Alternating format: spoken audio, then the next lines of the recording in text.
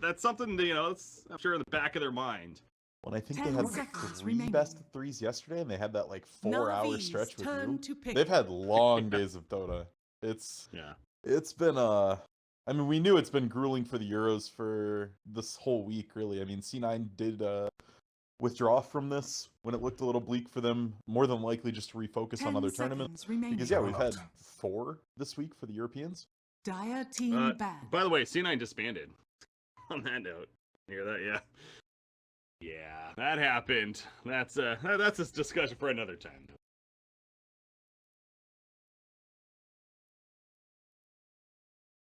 10 seconds remaining. 5 seconds remaining. Yeah, we'll see how that affects things with their players again. The Reserve roster time. lock coming up right here, so that's another thing to kind of keep in mind moving forward. But you're right, there's just so much going on, and this is that grind week. The Hell Week is even labeled it as, and you're just having to deal with it basically. So no whiners here when it comes to these teams. I'm sure they're ready and looking focused here. So we got Magnus Juggernaut for Navi, Clockwork Rubik for Empire. Okay.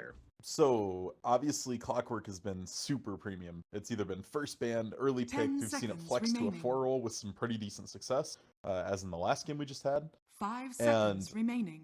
The Rubik is interesting. It's a great answer to Mag in every way. You can steal RP, you can lift him up as he blinks in, and maybe even prevent the RP. And I'm a little surprised to see Navi pick the Jug up this early. Like, we've seen what Mag PA can do. Empire is thrashed with it. Alliance took a huge game with it.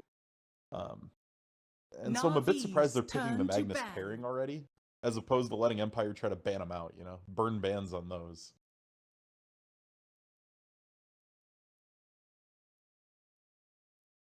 Yeah.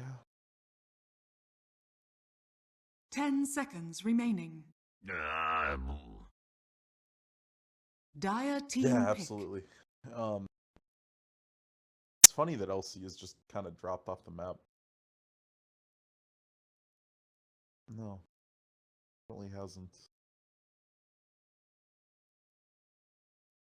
10 seconds remaining. 5 seconds remaining. Yeah. Reserve time. Yeah, no, we definitely talked about it, because I was talking about how Nahaz said offlaners that get ahead lose their game. It was in that whole little conversation there. And I think that's really a big part of it. Maybe, I'm trying to think of what offlane Navi's going to look for here. So that's going to be the real question. Are they going to end up with the LC? Darkseer's still in the pool, but I'm becoming less and less of a fan of this. If it's not way ahead, it just doesn't feel that impactful. He gets his mech, and we saw it made a huge save in the last game right when the mech got picked up. But then he goes blink, and then from there on out, every item feels less and less impactful, but he doesn't have items, then he doesn't feel like he does much. Okay, so it's going to be a 4-roll Clockwork, more than likely. To pick. That off-lane Faceless Void. This is going to be LC 2.0, man. I think this will be first pick, first ban soon. The Faceless? Uh-huh. He's, we've seen him a couple of times here. We saw him earlier today. We saw him yesterday, I want to say. Dire matches, or maybe it was the day before. But yeah, he's starting to be seen a little bit is the point. Games are just going too long. And when games are going this long, any offlane that scales does really well.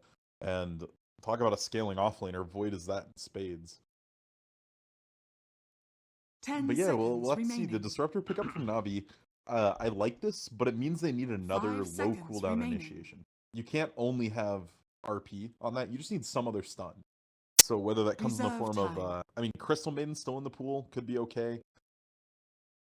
Maybe Earthshaker, support Sand King, offlane Sand King. Like, I'd like to see something like that, so they don't need the RP to fight. Devourer. Navi's turn to pick. OD here for Empire. A little bit of a defensive with the imprisonment, but at the same time, a solid middle option. See, this is where I'm a little upset about Navi grabbing the Jug this early. They'd seen the OD. 10 seconds PA remaining. looks so good here. Like, Void already has trouble killing a 5 PA. OD seconds has remaining. a ton of trouble killing a PA unless he's able to hit other stuff and then just slam a Slanity's Eclipse on PA's face. But they have what they've got. As I said, I think Sand King's the best pick here still. It's really solid into this whole lineup and giving him a quick initiation, something that's very hard for OD to astral himself out of or Void to get out of. That would be the thing screaming at me most.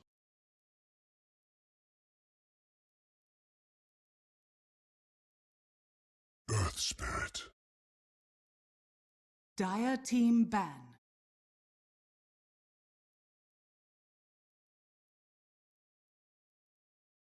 Is one of them Warlock?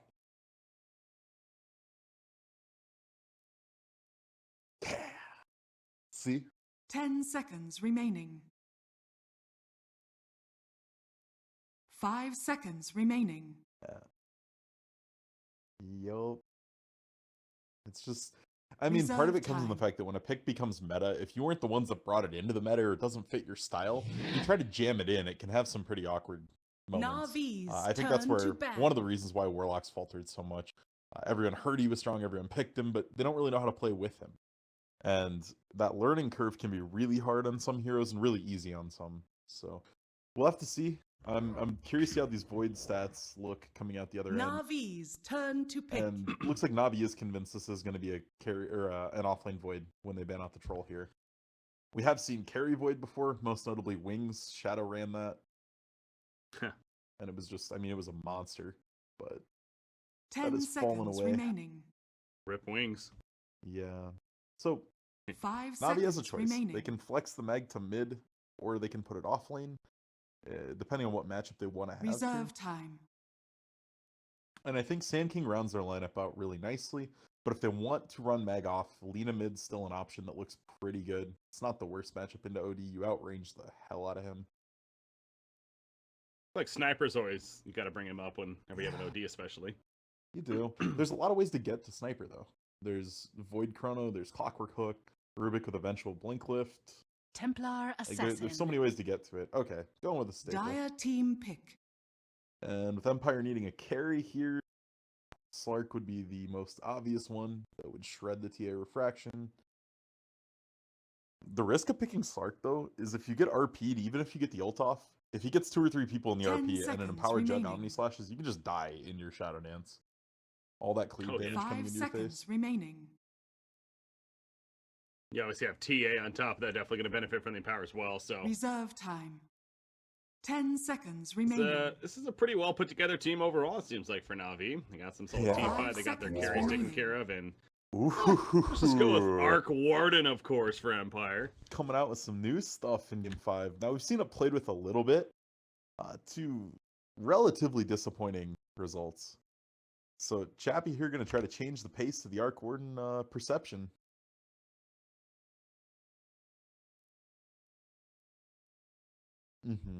I think I saw NA Epicenter had it. I saw one game with one. It went really badly. Now the one, oh good.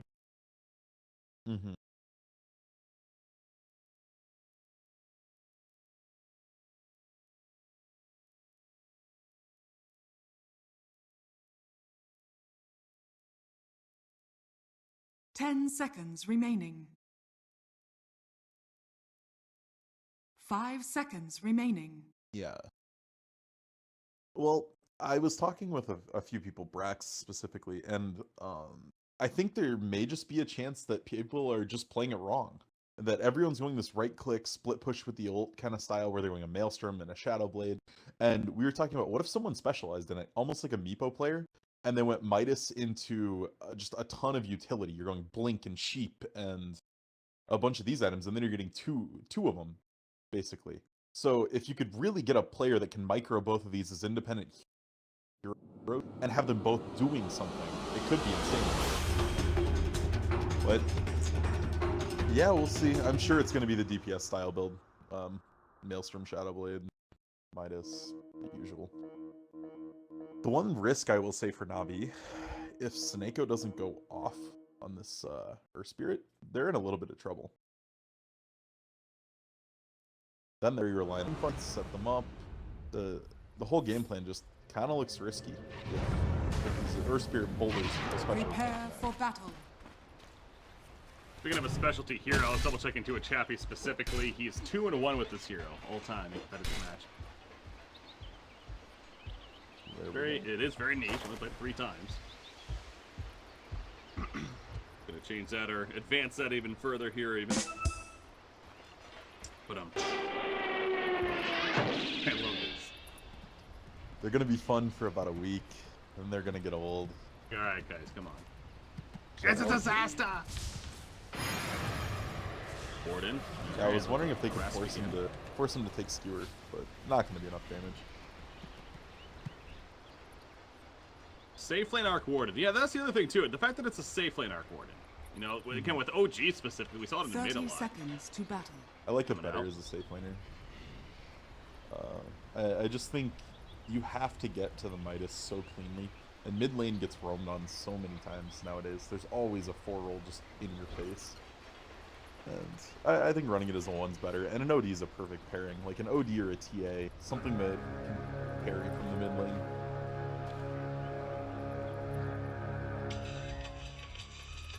The battle begins. Yo, game number 1 of this best of 5 upon us here. Again, no advantage. Straight up 0-0. The only advantage was that NAVI got the coin flip in their favor. Flip said coin. Which actually, I mean, it can be a pretty big advantage. NAVI opting for Radiant, so...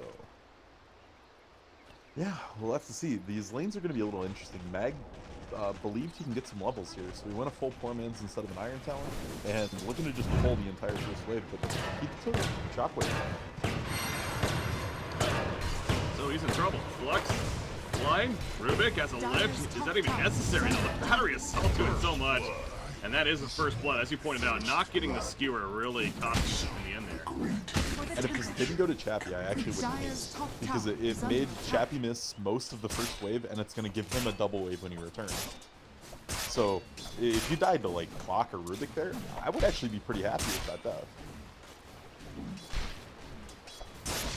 You don't want to die in the end, but if you're going to die, yeah, that would be better. I mean, it's a setup thing, right? Because then you're going to get an easy level 2, level 3 off this. You're going to get an Iron Talon if this pushes under your tower and you get some last hits. And then all of a sudden, you're way ahead of their offlaner. Yeah, you gave up some gold to a support, but no, them giving it to Chappie here is huge. That's going to be a faster Midas, and that's dangerous. Top lane, yep, there you go, the experience that he had for General. Chappie already has that Midas queued up, no surprise, getting that ASAP here, and especially with the synergy of the Tempest Double. That feels bad. He got 3 of those creeps denied under the tower. And that's rough. If he'd gotten those last hits, he's literally at Iron Talon, almost level 3. He still didn't get skewered, by the way. He went level 2 in power, he's dead again. He's going for the turn kill, like, it's not gonna happen. Maybe mid? Okay. So they go hit a rolling boulder, but they just didn't have a follow-up in mid. But yeah, that's rough. He's just kind of thought he could get to Talon without dying, and then use the points in Empower to jungle. Illusion! Risky move that does not pay off, and now that's 2-0 start for Empire as a result of that top lane. But you mentioned middle lane, TA, 11-4, OD 8-2, harassing OD quite a bit. Fair presence, but TA having the early advantage. Understandable there. Maposhka's hunting now. What have we here? It's like, yeah, you're not going anywhere. Well, he took the bounty gonna be as well off of Mag, so another loss. Bottom lane Juggernaut, though. So again, the cores, the mid, and the bottom are definitely farming very well. They're getting free farm, essentially. Especially the Juggernaut, 16-7 now. Watch that Faceless can be by himself here. Prevent that from happening. If the sports can start really messing with him, until that point, you're just trying to get levels. General has a shrine here to use. Maposhka, though, again, going to run right up to him now. The Hell set her spirit coming by. But, again, can't really skewer forward, and he's going to have to accept that he's running away. Boulder Smash going to wave right there. Maposhka's almost just toying with him at this point. Almost humorous. He clipped him! No! Oh, He no! doesn't have skewer either. It's a disaster! Maposhka! Is he going to force a shrine as well? Oh, my gosh. This is just MVP clockwork once again. You banned this hero against him, man. This is hilarious. I mean, he just has no respect. see him running between the mid T1 and T2 of the enemy all the time. He's just sitting in General's jungle. This guy has no respect for Navi. Well, that's got to be so frustrating if you're not being that much support, but middle lane? Well, Poshka actually running with Snako right here. And he's gonna get bashed by Roshan on top of it. The cogs come out. The block is sick. He's dead. The cog stopped Roche from hitting him. That was so good. Let's talk about how good Poshka is. I mean, seriously. Chalk me up here. I'm a fan. This guy. He said thanks. A gift from the tempest of battle. He knows we're talking good about him. Listening with no delay. They turned all chat on for the commentators for this. You see Gostic running on over, almost taunting actually on the way, but Gostic's level 4, so it seems like that's the offlane. He's definitely doing solid again, especially compared to the back tonight. Right here. Yeah, and I mean, I would say that this is looking extremely good for Empire, but we've just seen too many mag comebacks for me to want to spell doom and gloom yet for Navi. Although, geez, Chaffee's gonna have a 5-minute flat this year. He needs one seat. Yeah, he has it now. I mean, I go back to both the heavy cores here are still farming very well. The TA and Juggernaut are both still doing very good, so this is kind of a an awkward start for sure for Navi, but not necessarily. 3-0, okay, still very early on. Yes, you have the Midas now in Arc Warden with that Tempest double ready to go, so expect his farm to really start shooting up there, and it already is. The harassment he's applying too. Basically, Tempest doubles cooldown's roughly half that of Midas, so once you Midas with the first one, you can do whatever you want with it. You can chuck it at him to grass, it's fine. The one struggle here, though, is if General can get any damage, it's gonna take forever to get a blink. And if that blink doesn't come online, it's super hard for Navi to fight. Radiant's top tower is under attack. Lux and Sparkrath combo, nearly killing General, actually. Poshka. Is he looking to steal a rune again? 6 minutes? Yep, he's gonna get it. Now, maybe biting off a little bit much for Pikachu this time around, although he's a dodge shoulder. He will do that. The cog's coming out. And yes, the shockwave connects. Rubik's running in, but GG's happening. So he'll have to fall back. Disruptor does have glimpse. Not gonna go pretty. Radiant's top tower is under attack. Meanwhile, Viver's in trouble though. Arc Warden coming in. Flux of Blast, Spark Wraith is out, and that's an easy kill. Yeah, 3-0 on the Arc Warden in 6 minutes is not what you want to see. Now he does. Yeah, the double is figured. I'm a bit surprised Chappie committed that because it means he's not going to get the double Midas. Radiant's middle tower is under attack. And he really wouldn't have been at any risk to run up there and get that with himself. But it's good to go. For numbers there, maybe missing. So again, didn't know that for sure and just wanted to be safe than sorry. So about 30 seconds or so downtime on that second Midas. Darn. Efficiency loss, man. At least that'll get him a big crit. So obviously the Midas is pretty. No, it's not that way to do the next 1-2 normally. Dire's top tower General's just is having under trouble, attack. man. He even has Skewer, but I wasn't gonna save him. He's not maxing power. He's so scared of a potion he's running it in. He's maxing Skewer or maxing a Shockwave. Just try to get last hits and farm a little safer. It slows him down so much. Middle lane, Dendy. Trouble here with Poshka. Only level 3 though. Actually, Trap will scout him out. Tempting to go in further, but Poshka still roaming around though, has that wind lace with the boot, so 380 move speed early on. And he knows the trap's there. He pinged it out, so Dendy's reaction on the TP. So now going to hunt Dendy. Tide is doesn't get no. No. Yeah, at least Denny does pick up the last hit as well as the bounty rune, so yeah, just jungling a little bit in the meantime, but that means middle lane OD. Where is OD? OD's actually jungling himself. He too went the hand of Midas, so a couple of these early on in the cores for Empire. Yeah, they have this insane late game team. You could go Midases on almost everybody and be pretty happy with it inside of Empire. Bottom lane? That's a time walk away. Faceless. I was gonna say, is he too going for Hand of Midas, but He actually has the power treads queued up, but I mean, that just wait. could be a thing. Maybe afterwards. Yeah. You almost need the treads just to jungle okay on Void. Not the cleanest jungler, so getting the treads clean, ups your clear speed a lot, especially when it comes to the Iron Talent. So if the lane gets hard for him, this allows him to fall back from the woods pretty safely. Koshka gonna run over a trap right here, pinging him out on the Radiant side. So actually, Clockwork could be in a little bit of trouble. He doesn't have a TP on him either. Here's the combo, Bullseye Silence.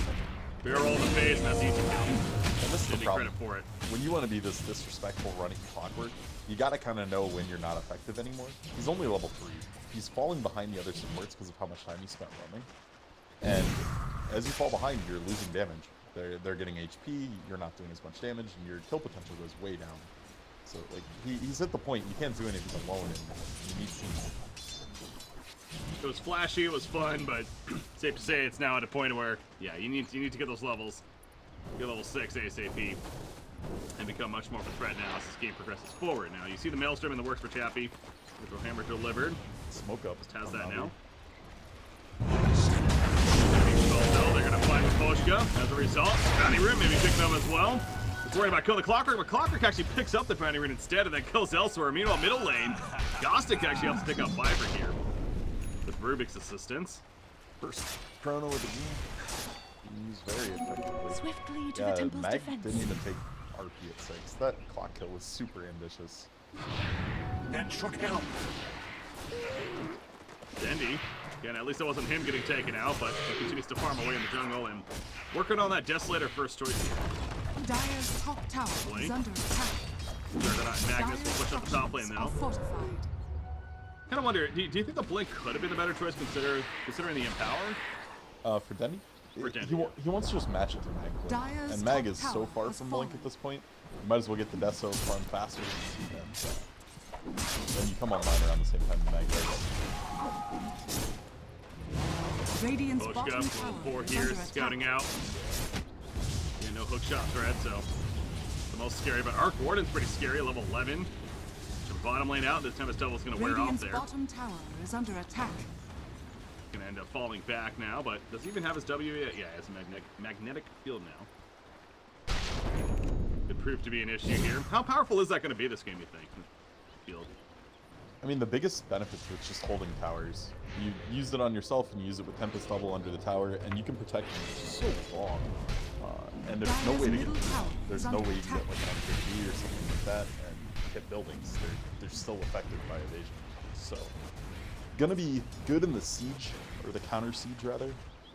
But other than that, I don't see it being super impactful. You're gonna die to Omni Slash if anything. Like an empowered Omni Slash is gonna be what kills you. Yeah. Smoke up. Taneko and Viper looking for a chance.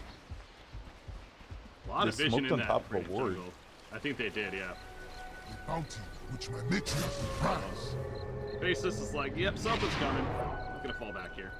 Chappie You're right. baiting here with the Arc Ward motion. That bubble down. Yeah, even if it dies, not really too worried, and there you go, in fact. Falling, actually, so. And Midas coming back up, but Arc Warden 7,000 net worth. But you look at TA, 6,300. He's actually keeping up pretty well, considering that early hand of Midas. Dendy's grinding Yeah. here. But eventually the Midases will overtake you. The Void's getting one himself. About halfway there, so that'll be coming online shortly. Player on OD, Static Storm, connection of combo. That's what he needs to kill onto him. This slash even committed. Is under attack. So great find there. Pycat's gonna... Not Pycat, what was it? Pycat is Juggernaut. Got the kill on OD, who is played by... Who was playing OD? FN, that's right. Yeah, those are huge kills. Like, the Snobby lineup isn't very good at punishing you going above the until the Mag points up. Because they can't take great team fights. There's no way for them to get multiple heroes in a static storm unless you either severely misplay or not pretty much just that. So these Midases shouldn't be getting punished because of how well they shut down General, and he's still 800 off the point. So Void's Midas is going to come online around the same time, and then it's just a grind for Empire. Farm up, wait, and don't fall into the trap that they've had other teams fall into when they're playing it. Don't get 3-4 man RP'd. The key. So will they be able to avoid that or not be?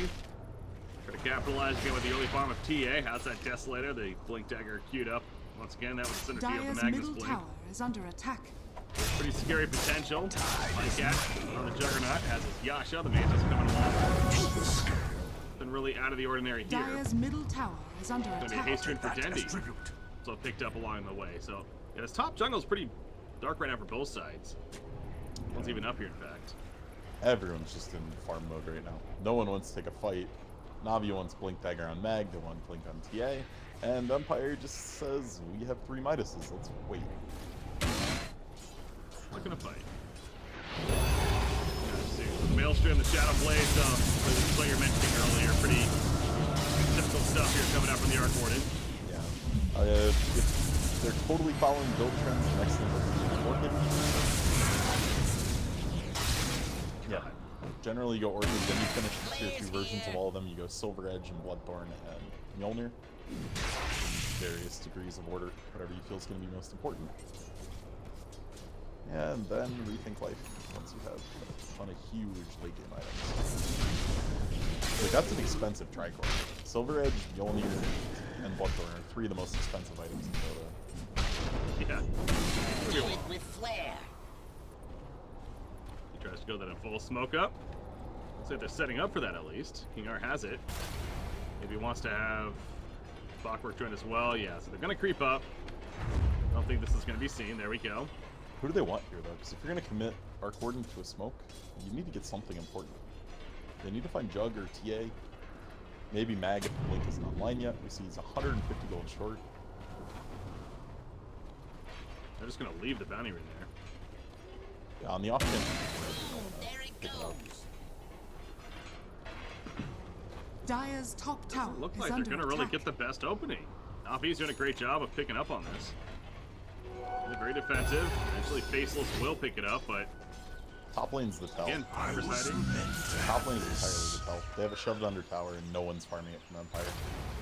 Which means obviously they're doing something. Invisibility. Well, they'd be right. Whatever it was, Navi avoids death right there. And so eventually Empire has to go back to just farming. Middle lane though, so let's be ready. Boy, thinking about it, Pycat's taking a little bit of damage here. This invis on Jostic. Dire's Oh, middle my tower push. is under attack. Yep. Trying to catch Sing your TA. praises.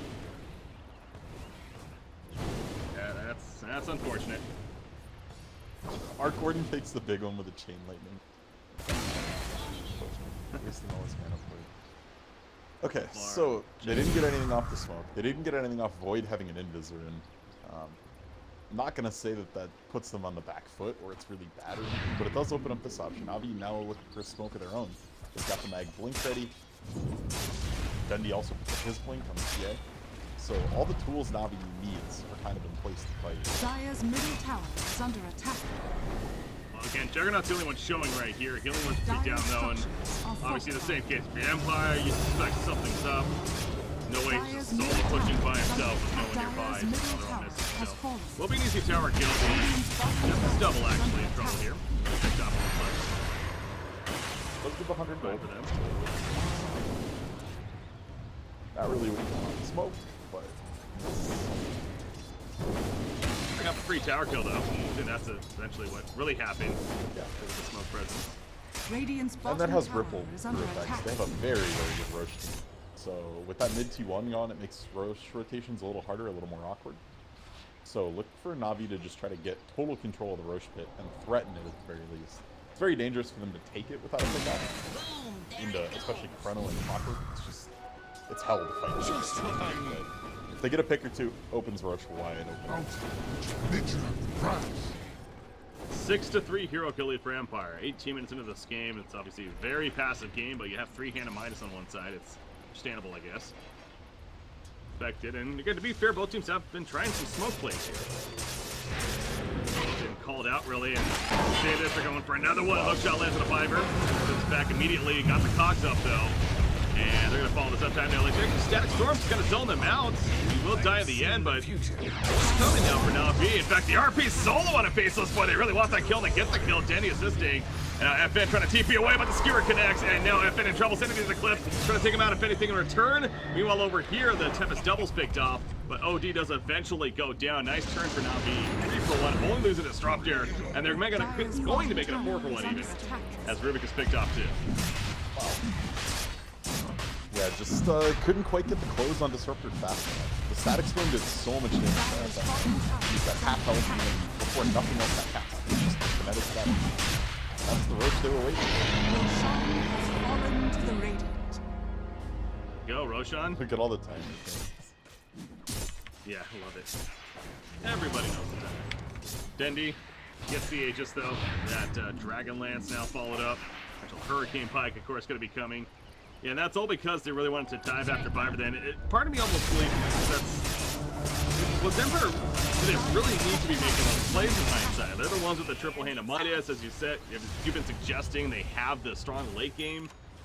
They really need to be going for the smoke games here. I mean, it's just the fact that when smokes are up, you kind of want to use them. They're a very long cooldown, and it honestly didn't look that bad. The hook from Aposhka was instant. It was like, smoke broke, they have to be here, threw the hook out right away. There just wasn't the follow-up that fast. Everyone was a little too far. Dire's top tower is under attack. It just feels a little rough. I can't believe Disruptor lived that long. That's what I was saying. You give credit to Viper as well. Not only the glimpse immediately, but the static storm able to get that hawk clearly allowed for that turnaround. So Dire's top tower is under credit to him for sure. Radiant's bottom tower is fallen. We'll kill the bottom tower though. As Faceless Void has the blink coming up next. Gonna be nice for setting up those Chronospheres. Yeah, there wasn't even a Chronosphere used, right? I think he just got. You could have used it on Disruptor before the static. But you don't want to just solo Chrono Disruptor, especially getting the big team fights on a breakout. Bad. Secondary tower push top lane. They only got the first one bottom this. Trying for the second, but Gothic is going to start falling back now as Earth Spirit will connect the Boulder Smash actually, but just Seneca right now, and Earth Spirit's intimidating enough. He figures that there's support nearby, which there kind of is. The risk. Faceless falls back. But Arc Warden's been surpassed now by TA. By a hefty amount. That feels off. Yeah, it does a little bit, but then he's just been getting so much more control. Been taking a ton of Ancients. Ancients are getting a lot of gold. And the Arc Warden's kind of still scaling up and going this farm and build. Now that the Mjolnir's online, farms even faster. Once the Boots Traveler up, then you can split push lanes with Tempest Double. Even if it's a super aggressive lane, just port the double in, Mjolnir or creep, get a couple assets, and the gold comes in a lot faster at that point. It's not quite Alk level, but it's definitely fast. Yeah, I mean, that's something we really haven't seen. Really haven't seen a huge team fight other than the one we had right there. But again, even the magnetic field potential that's going to bring, as you're stressing, maybe not going to be the most powerful for this game. But at the same time, you know, some of the increased stacks being nice for defending towers. Which, by the way, they've already lost 4 towers now. They're still pushing here. Bobby's down. Arc Warden's gonna port in with the Tempest double. Puts down that bubble, but TA just jumps right inside. Shadowplay and Mjolnir, it's eventually gonna be killed off though. Should be a free tower push now. Again, no Tempest double for 30 seconds. That's scary. So easy tower kill, so that's now 5 of the 6 outer towers. Favor here. Radiant's top tower is under attack. Time. So they're gonna look to take the last one, hopefully before this Aegis is up, and then wait, keep vision control, get the next Roche, then poke and prod until you break high ground. And that's gonna be the real test for Empire. Your high ground hold is sick. You've got decent wave clear, you've got Chronosphere, you've got hook shot, so many ways to initiate a fight if they're all clumped up trying to get into your base. So I don't see a huge defense coming out of Empire here for this. If they find a good opening, maybe. Void does now have Blink, so that could set up a nice crowd. Oh, nice bubble gun right there forces Pycat. And Pycat's low, yeah, Kronos comes in and Faceless Boy trying to finish the job, and he will be able to do so. That was Pycat getting faded out big time.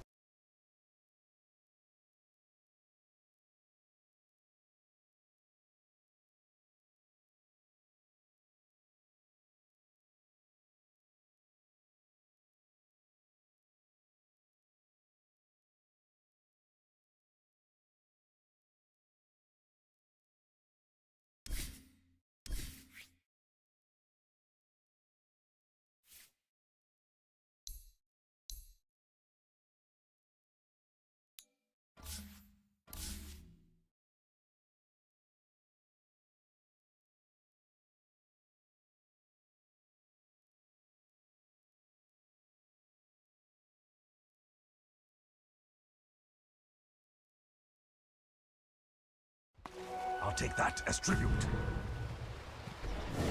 Done major in the last couple years. He's a beast. Just what I need.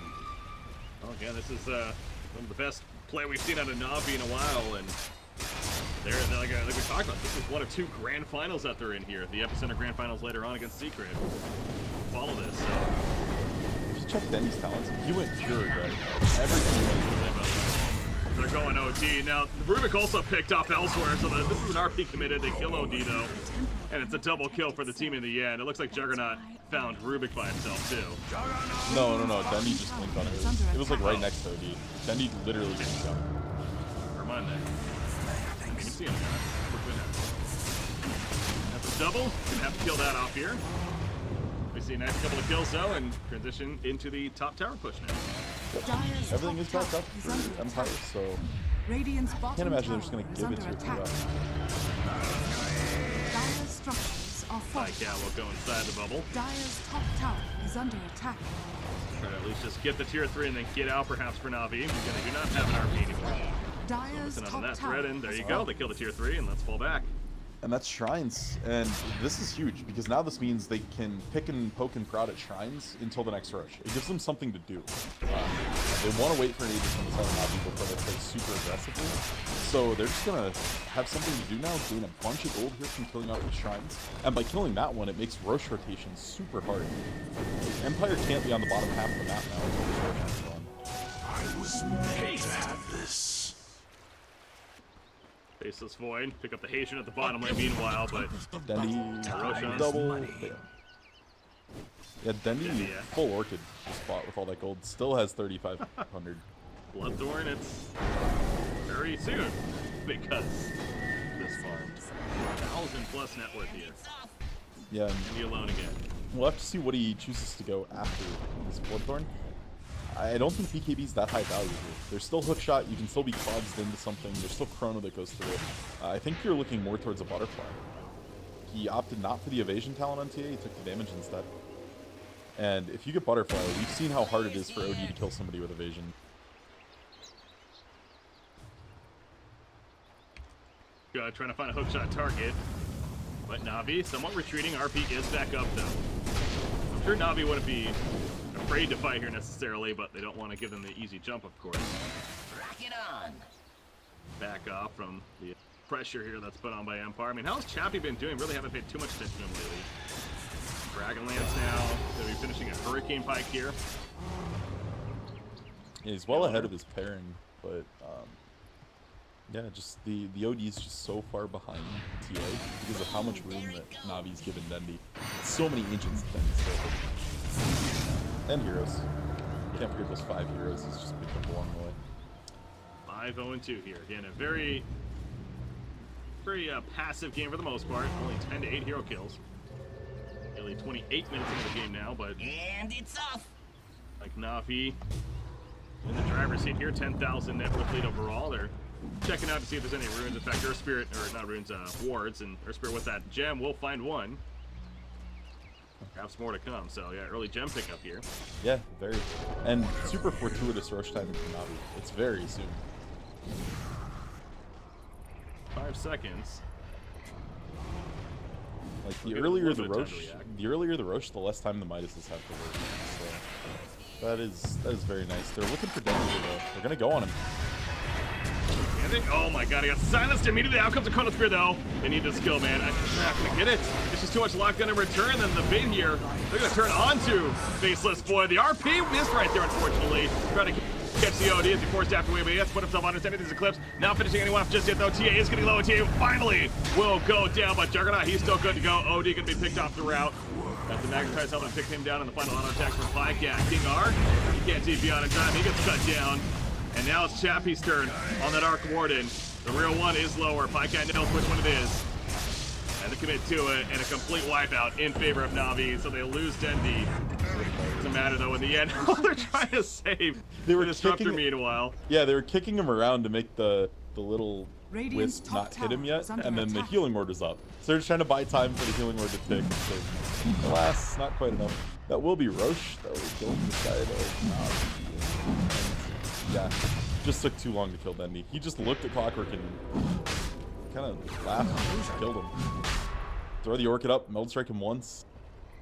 Yeah, the Orchid reaction, and then the Chronosphere essentially, I don't say did nothing, but it obviously they didn't get the follow-up that they're hoping for.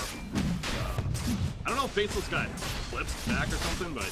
No, he just doesn't do much damage yet. All he has is Vlad's Midas. He's nowhere close to the kind of build we saw last time.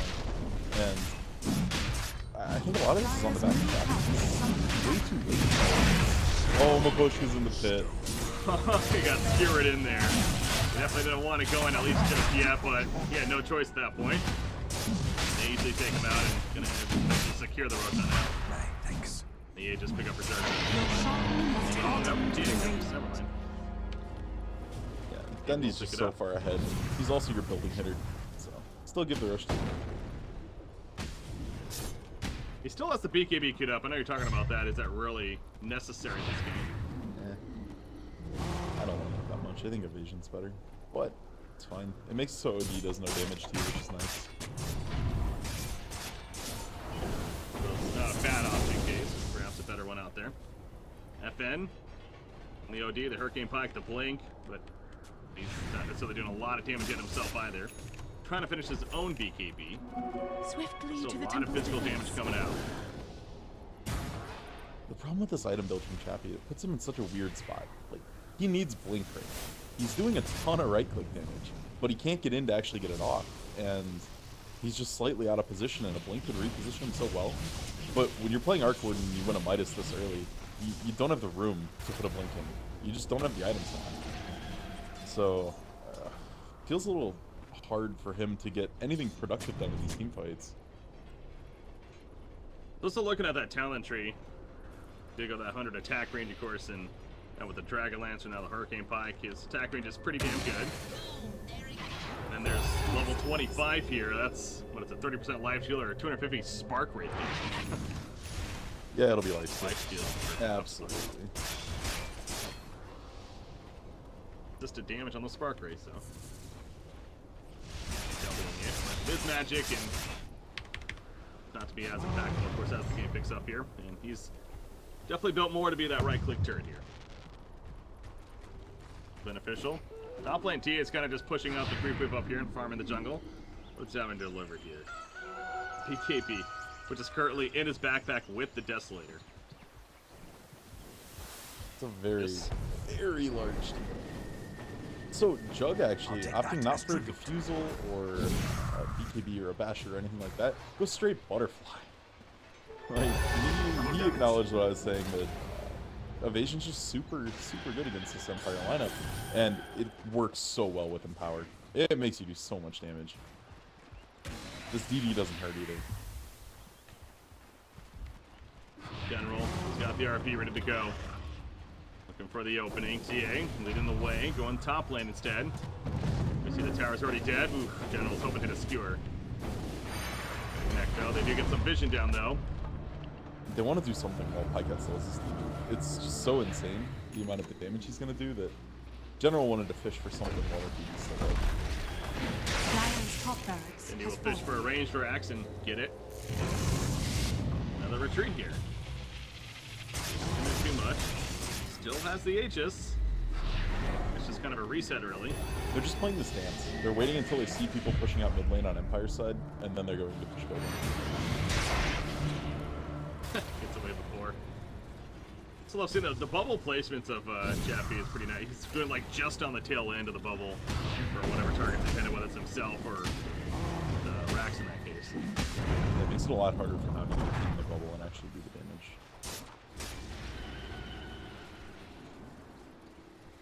It's just part of it needs to be in it, not the whole thing by any means. Dendy again, still hunting with that Aegis, the Bloodthorn. So the BKB's actually still in his backpack, but the swap in after the Aegis is used, I'm sure.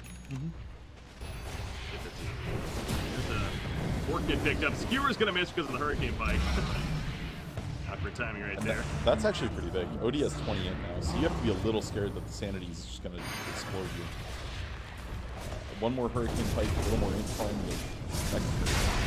Whoa, wow, really deep there. The Tempest double gonna get killed. Chronosphere Actually catches Earth Spear, not the greatest target. Here's that damage though. FF pops Big B. They are committed now. Stun on the back lands on a TA from the Clockwork. He's making him deal with himself actually, but now he finds Gostic. And Gostic on that Faceless cannot time walk in time. Denny's getting low. The Spark Wraith connects and Chappie's going back in. Auto attack on the uphill that will connect. And now the Aegis is popped here. And there's like a 3-second window where he's not PPD. Fraction is up. Big Pike that's on the back lens. On slash already been used. He's putting in the auto attacks himself. Takes out Faceless. Going for the kill on a Chappie. Dandy does plenty though. No, D gets picked off. And now Chappie himself is feeling he has to run. TA trap though. Keeps him slow enough. And a double tap coming up for Pike. Yeah, they want to finish the job. The Ghost Scepter though will keep King R alive. It looks so good for Empire there initially, but the Aegis Resurrection and the Sword stayed alive. They have to buy back now. Dire's courier has been killed. He's going for the sword. Dire's middle tower is under attack. Dire's That structure. tier 3 middle meanwhile. And the melee rack is still up at the top lane. Dire's middle tower has fallen. Take that tier 3 tower kill though. Oh, you forced 2 huge buybacks on Empire. If you just back up, this is a huge loss for them.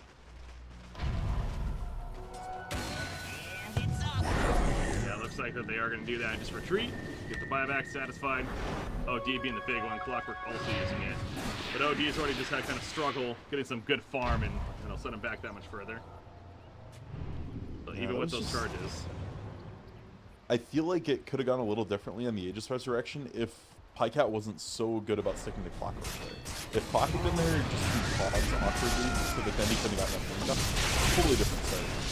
But then and Pycat just cleaning up on the back Dire's end. middle barracks has Taking fallen. some free racks. Dire's top Yeah, with Arcor to be dead 10 seconds. Again, we didn't necessarily see it, but you can imagine how fast he dropped Fiber in the back lines while they're pushing in. So the Tempest double alone.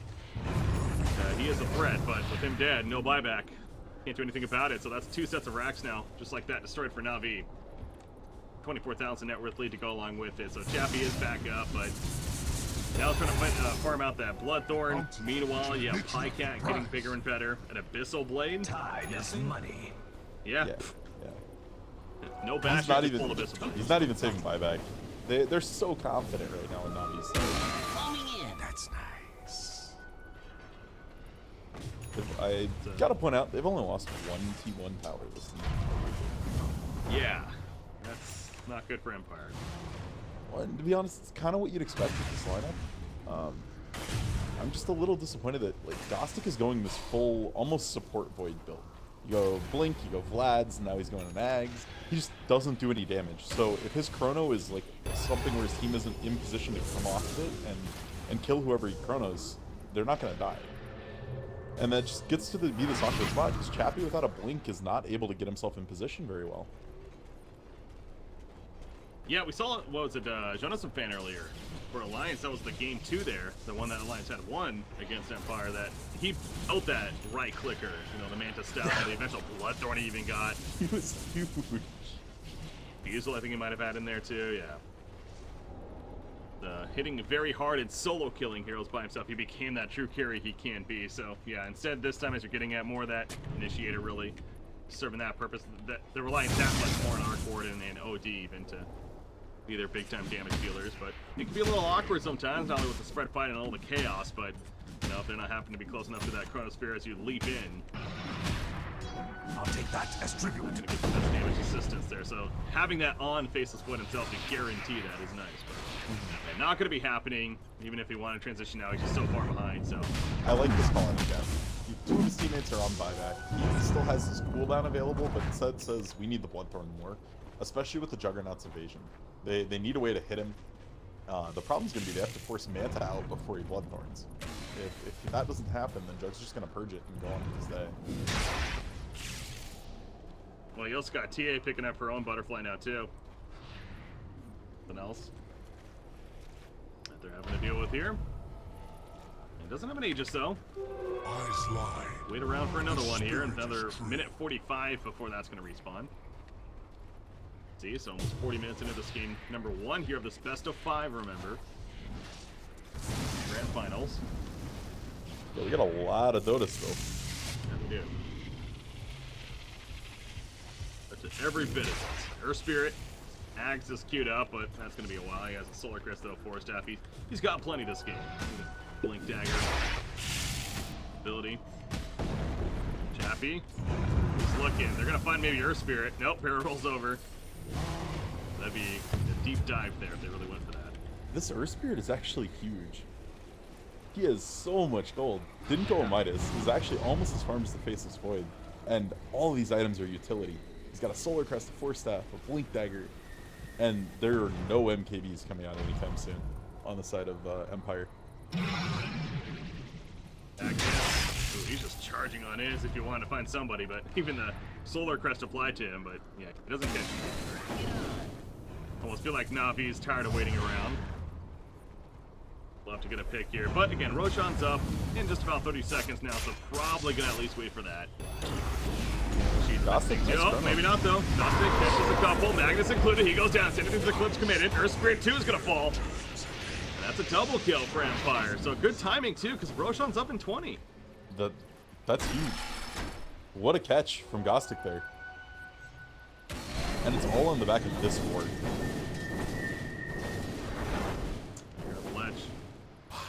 That was huge. And now, yeah, they have some breathing room. They can fix their lanes. They can take a T1, maybe a Roshan. Radiant's middle It's bad that those are attack. very iconic things in this game for them right now, but it's what they need. They need some space. Yeah. They need to get something out of this, more so than just the hero kills. And they're gonna go for Roshan. Now Magnus has a buyback. Bandits are having a quick, but there's a buyback though committed. They definitely don't want to give this up. Just jump right in, actually. Omni Slash, the Abyssal Blades does, and they get the kill. On Dota to start things off. They also take a Clockwork. Now the Aegis is picked up by Chappie. But Magnus now jumps in. He still doesn't use the RP. He's being lifted up in the air. They're going to kill off the Tempest double. But the actual Arc Warden gets out. Rubik. Yep, he slips right back. He thought he could get out right there. He tries spinning away. Alright, so But he Rubik still has would've done buyback. enough. Clock's up in a fairly reasonable amount of time. But you don't have your OD buyback for another 40 seconds. I'm curious if Navi is ready to pull the trigger here, if they time those buybacks. Well, and Cheese was picked up by Juggernaut too, so yes, they got the Aegis on Chappie, but hey, Cheese on Juggernaut, just as good. Back to business, he uses it in time. Almost. There's the tier 3, here's the good shot in though, Chappie putting an auto attack, just a Tempest double. Wow, Juggernaut! Nope, there we go, no Cheese. Couldn't get it off in time. General outline of the RP, but they melted Juggernaut before that. Now Templars, after following up with the Static Storm, doing so much work there with the kinetic build. They will take out Chappie. He is going to resurrect, and he's fairly low himself too. You have to be really careful about this. He'll meld on up. Hurricane Pike going in. It's a battle of the Aegis right there, but Chappie comes out on top with some supporting cast. And now, it's this boy trying to chase. He has a Chronosphere. They are going to catch Fiverr, and we'll finish it. Oh man. Empire's holding. Yeah, Mag was super low there. Mag was sub 100 HP when he got out of that fight, and the Clockwork Cogs honestly just put Pycat in such a bad position. It just started that off on such a good note, and if Dendy didn't just two-shot multiple people there, would have been a huge win for Empire. Yeah, two-shotting multiple people. I mean, again, Arc Warden is really showing his damage though. He hurts. He does. He's also super squishy though. He only has 9 armor. Yes. This late in the game for a core, that is nothing. And only Radiant's 2200 middle health. tower That's is under okay attack. for a core, but yeah, he's paper if Dendy gets on him, and there's Radiant not a structures bubble are that Dendy can't fortified. walk into. Tower, middle lane, finally the tier 1, 43 minutes in. Radiant's middle tower has fallen. Better late than never though. Starting of something here for Empire once again. They're down 22,000 net worth, sure, but this is You've an got opening. racks. You're not mega yet. That's Yeah. all that matters at this stage of the game. Setting up a comeback. Bottom lane, Tempest double, pushing it out. Scythe is queued up now for Chappie, by the way. Get more crowd control, double the crowd control. I like it. Go. Alright, so what... The biggest problem in that last fight for Empire there was Gnostic had to buy back. And they need the Ags on him pretty badly. They need to match the Chronosphere cooldown with some of these lower cooldowns, like the Static Storm, basically. They're just getting to this point where they can't fight as often.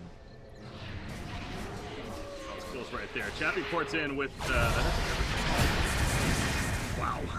Does a fair chunk of damage out of that, but Gets killed off pretty quickly. A good job by OD, by the way. He got hit by the trap, and they were looking to jump in, but right as they went in, obviously he blinked away. Coming in. But yeah, Faceless Void. It's a long cooldown till 110 seconds. Total, but he has it up now. They almost have to chrono Dundee and then burn him in the chrono. He did so much damage in recovering that fight last time. Oh, BKB, he's one. What? Just general things. What was that? I guess OD was right there. He tried to catch him, but he blinked instead, so. Yeah. It was more he blinked, looked for it, and then realized, uh-oh, I can't do this, and then he had to BKB to even get out. Yeah, just a little awkward, but it'll push Navi back for a little bit. We got a long time till Roshan. We saw that last series, to be fair. Game 3. The bait of the RP that led into the huge Roshan win. So maybe that was the attempt. Maybe Navi was watching that. It's like, hey, let's try ourselves. Yeah, yeah. Didn't work out. Smoke out. Ooh, double damage. They see Actually. smoke. Players here. He's gonna get this. Scanning. Not hitting, though. Happy's going in. By the way, but that's a double looking. Gonna open right here. And a Juggernaut. The Chronosphere comes out, sending to the Eclipse. And Juggernaut's dead for 90 seconds now. They also pick off her Spirit. They are not here as a team. They were completely spread out. Beautiful smoke gank from Empire. Juggernaut just bought a BKB. He doesn't buy that. Luckily for him, it doesn't look like they're gonna really push off of it. Yeah, Dendy's gonna scare the shit out of him. How do you bring him down without Chrono? That's like the real problem. You almost need to keep made on Rubik. Jackpot. Well, they do have the Scythe now, so also jumping with the Scythe and double Scythe Yeah. even as well before he gets the BKB off. Haste. Yeah, and then you have Lift after that to follow, which can definitely help. I really liked the OD just slamming the Sanities there. Didn't want to waste time farming autos. Just knew they needed to burn that Jug out. Very well put. Uh-oh. Ooh, Jenny thinks he has a kill. Not gonna go too deep though. At least gets a BKB out of it. RP was almost dead too. Happy, that's the real one. Top step is double. They find TA. That's what we're talking about the size. No, he possibly could be though in return. And that's the real arc order now. He's put under by his teammate, but OD's gonna feel the burn now. With those auto attacks on the Death Slider, going further. He finds now Rubik, but nice kill Scepter. Gonna buy some time to allow Chappie to put some attacks himself, but out comes the Skewer. He has an RP, not even needed. They drop Arcward, and he is paper thin as mentioned. Alright. And now they're pushing. RP is ready. I liked that attempt from Chappie if it wasn't TA. Like, if that was a support and you were gonna pick him off and get away, cool. But that was so brave.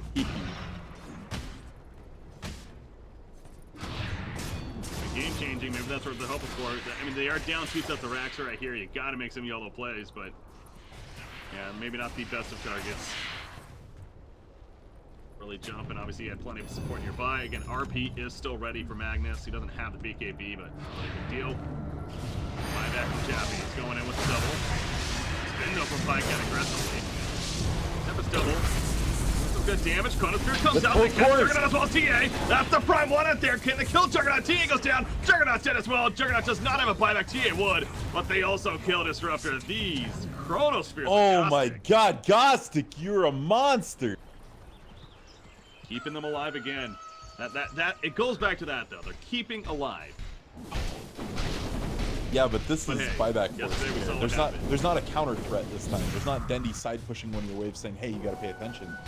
This is the time where they can get real ground back. Multiple towers. They'll probably get the T2 in mid, maybe the T1 top, or force a buyback on the T3. They need to be pushing here though. Trying to. Chronos. Faceless what I mean. Getting away. And assisting. and honestly, by the time they hit this T2 even, Chrono's back up. Yeah. So they can fight as soon as anyone reses here. There's still the Sanities up on OD. Did not burn that in the last fight. Yeah, Empire is totally ready to fight. They have everything they need. Radiant's middle tower. He is ready. The chance for NAVI to maybe get a good catch here. There we go. They landed RP. Static Storm on top of the damage. It's an ag static. Overall. Magnus is dead. Oh, you're right. The axe effect kicking in. The Caustic will melt, actually. Oh, D does stay alive. Sadeko, he is going to get caught. He won't fall. Sending these Eclipse. They also catch Disruptor. Barely he's scythed up, but he's going to be able to pop the Shrine and survive. You know what? If TA buys back there, as that goes in, that's a complete wipeout for NAVI, but... Yeah, they're so comfortable with where they're at in this game, though. They'd rather lose them and not lose their tower than have to buy back Dendi. If you buy back and the disastrous thing happens, you get double hexed by Arc Warden or something, and Dendi dies there, you could lose the game. So instead, just taking the safe for play. And, okay, we lost everyone else, but they're not real cores. So I'm content with that decision from NAVI. And the Ag Static Storm does do a lot of damage. It's insane. And again, another super early Roshan. These Roshan timers have been massive in this game. A double damage range, just to throw it in there. Ooh, is that rocket going to hold long enough to scout it? Yes. Yeah, just barely. Okay, so they will know it's up, so they could buy back Gustic if they really want to take the fight on the side of Empire here. Boom! There it goes. Oh, Steve's gonna go in. The double damage on Juggernaut. It's gonna fall fast. You gotta make the call. They don't have a shrine at GB2, obviously. So Goptic, excuse me, he's going in, but too early. We saw him last series that worked, but this time is too early. And that's the pickup there. Cheese. You got the Aegis on Juggernaut. Cheese on somebody else. It's like Magnus. Oh, Pycat actually still has his cheese from earlier too. He hasn't gotten a chance to use it. Every death's been so fast. Yeah. So they have buyback on clock if they want it. The push shot lines up almost perfectly with the res cooldown, so I wouldn't expect that we're going to see it come out. Just to prove me wrong, press the button. He is ready to the spark rates in the face here of Empire. In case they try to commit too far. Catch them. What's down here? That's Arc Ward and Tempest double. Give them some information. This would be a massive pickup. No. Not enough. Oof, he even got another auto attack off, but... The Lotus Sword saved him there, I think. Well, otherwise he would have died from the Orchid burnout. It would have been very close. Tempest double is up in 8 more seconds here, so we'll have it again. Alright. Can Gostic find both of them again? Like, Dendi and Pycat need to be careful. They should never be in trouble. Pycat's going in aggressively. So going to force a, little response here. Again, Mega Creeps wouldn't spawn. Go both that bubble, man. It's causing issue. Here comes another one. Has to get inside. He's pop. They're going for the Megas. This is Sam and Poshka runs in. Hook shots in even, but he doesn't even care this Pycat. He's still going for the racks. Meanwhile, RP catches OD after the side, but the Chronosphere in return catches TA. The damage follow-up is not really here, though. Chappie, he's still far back. He's trying to kill Pycat during all of this. The Static Storm is put down. OG's in trouble. The Mega Cubes have now spawned Caustic. Time walks forward, going into Juggernaut, and allowing Chappie to do some damage. The size comes out, but down goes Juggernaut, but the Age is going to resurrect. And now Chappie has to get away with that Shadow Blade of his. Yules goes Rubik in the air. He has a shockwave, nothing else. That were the biggest ability to steal for Rubik. Chappie from a distance, just standing his ground. With the right clicks of him in the Tempest double. He has the last-ditch effort. It's not going to be enough, though. The GG Star, in fact, called. Well, there's a good damage back here, but yeah, it's just too much to handle. Mega Creep spawn. That's going to be game 1 bigger for NAVI. Very, very nice. I mean, Dendi played amazing. That's about all there is to say there. General had a few miscues, but hit a couple decent RPs. But in reality,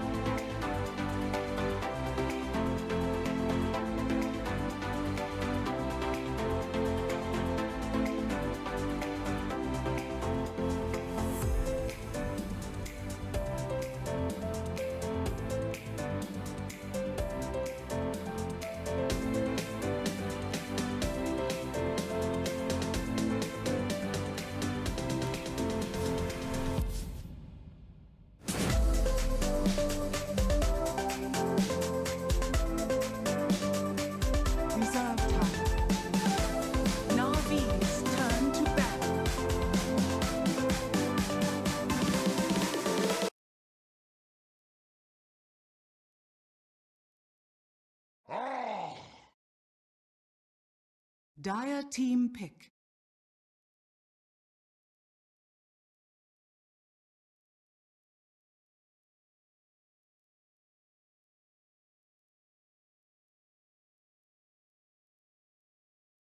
All right, 10 seconds welcome back, remaining. ladies and gentlemen, boys and girls. Here we go. The grand finals continue. We got Navi 5 now seconds 1-0 remaining. here in this best of 5.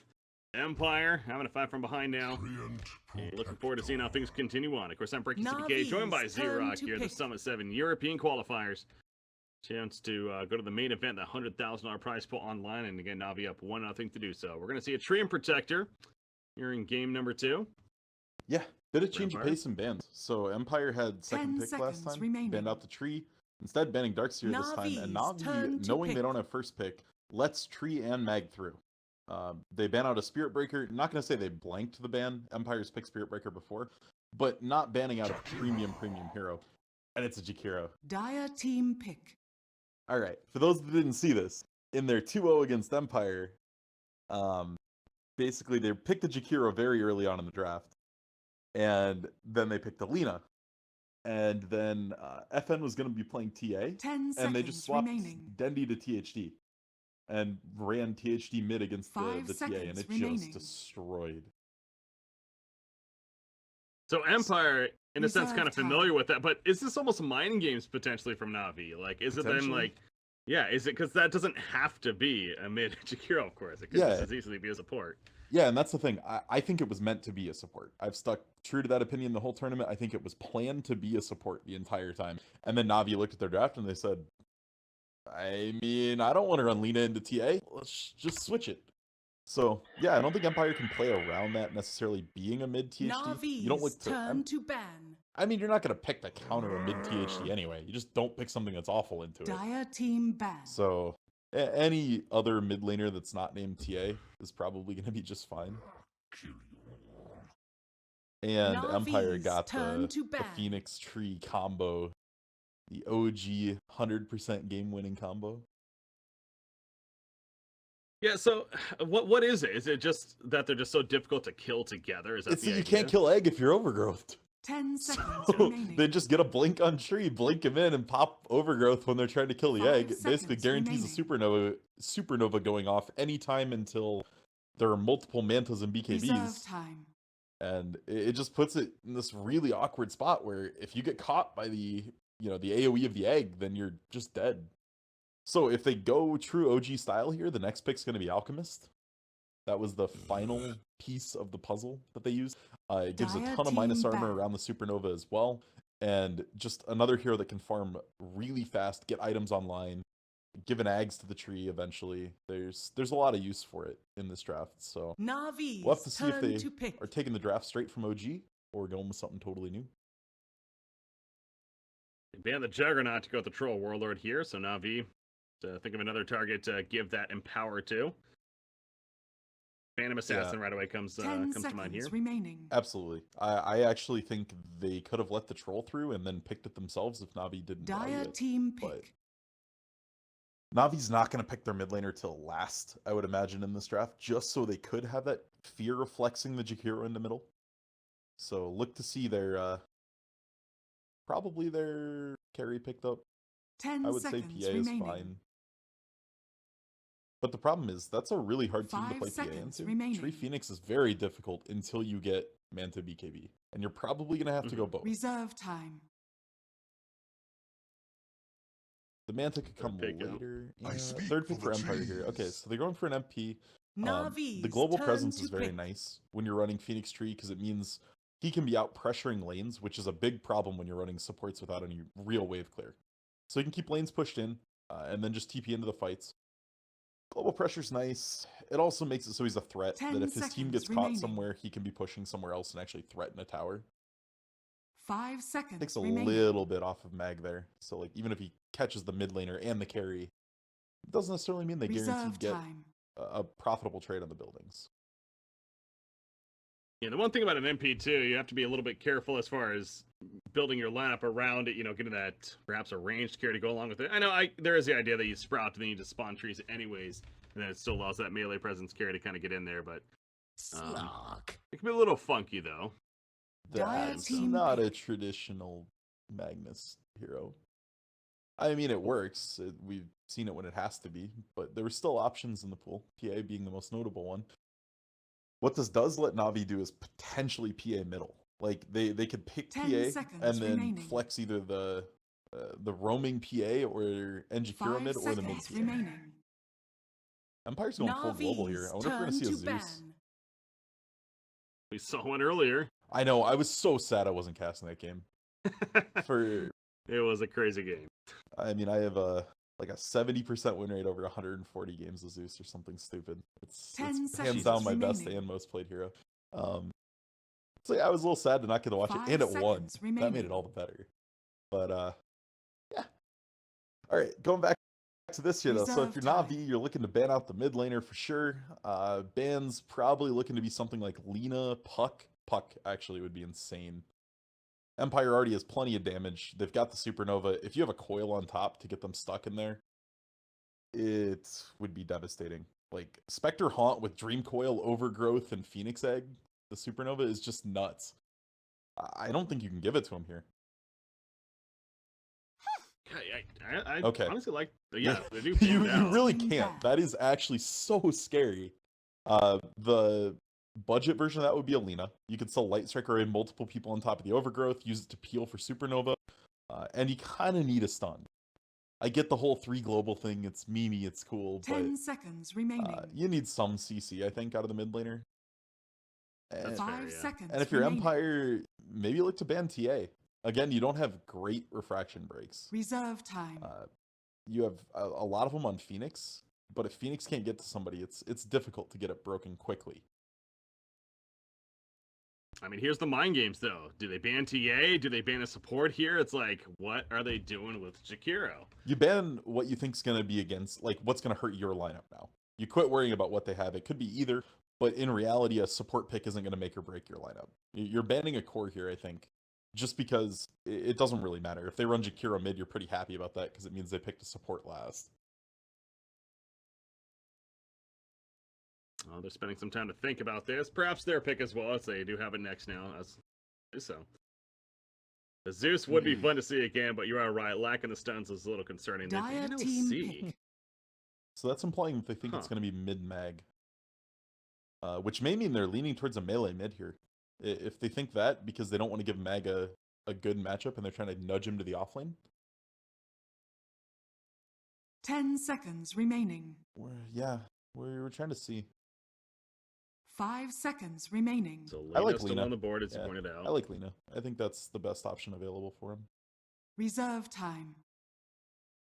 There's things like Shadow Fiend, but as you suggested, it's then you're so all in on the Overgrowth. Yeah. Spectre already has a little trouble sticking to people. Okay, Storm kind of sort of fits turn to pick. It's semi-global. He has a huge initiation range in the mid to late game with Ball Lightning, while still giving you at least one crowd control spell. Maybe more. Might see the Ags. You know what Storm Ags even does? Not many people do. The AoE pull-in? Yeah, it gives the AoE Vortex. 5 seconds remaining. We saw a game that was picked. It was pretty radical. Like, it's just like, yeah, this has never happened. Reserve time. But he went at that one game way along.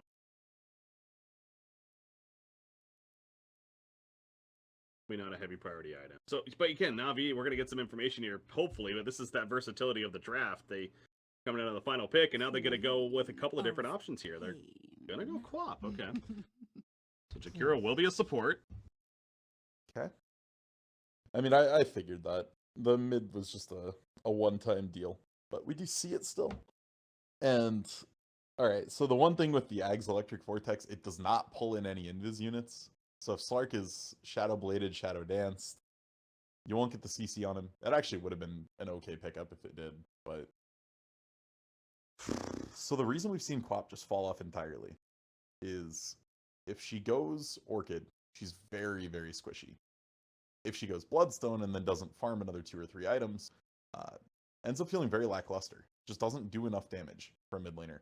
So I'm curious to see what Dendi and all of Navi's plan is to 10 counter. Seconds remaining. Basically, you stack so much net worth in this Queen of Pain, and if she dies twice, all of a sudden she can't kill anybody. 5 seconds remaining. She loses all her kill threat because everyone gets so much gold, and her damage falls off. So I'm curious to see what Navi's going to do to actually have a plan to scale the Quap. Because if they're all in on Slark, this game looks a little hard. Her mobility is pretty good this game, though, too, to be fair. Because, again, True. as we stressed, Sword Spirit's, it's like, yes, kind of with the Vortex, but not really. It's not that a hard stun necessarily. They don't have a silence to maybe take care of Queen of Pain, and she's going to have some good mobility this game. Yeah, she needs a Lincoln's. Lincoln's would be very, very good. It's only going to block Leech Seed, Vortex, and a Dagger. I guess I'm healed. So in reality, you're blocking position well, or the eventual Orchid. So yeah, I think Lincoln's probably second item on co-op here looks really good. Then you don't have a Overgrowth this game. Doesn't make True. it. Yeah. I mean, you're going to have to get both eventually, I think.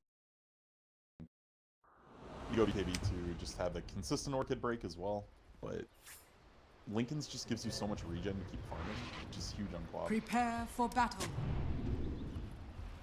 Snako does that so fast.